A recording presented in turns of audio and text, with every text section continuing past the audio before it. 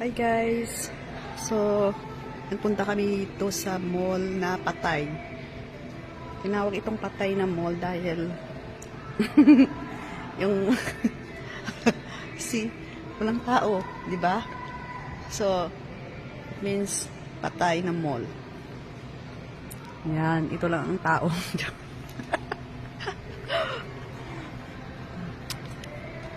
Ang mga store dito ay sarado. So, ang ginawa namin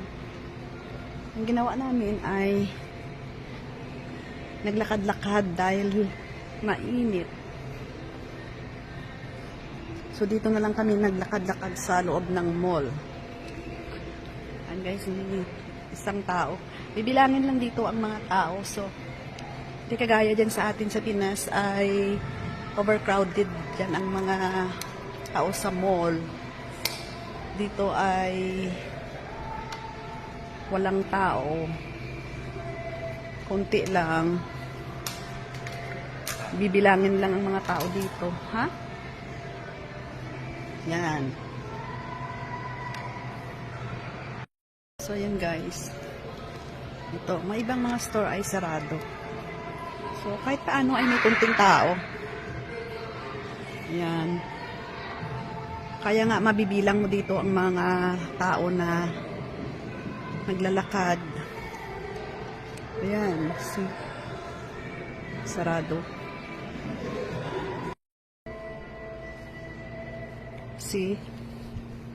Ayan, sarado ang mga store. Diba? Patay na mall to. Patay na mall to.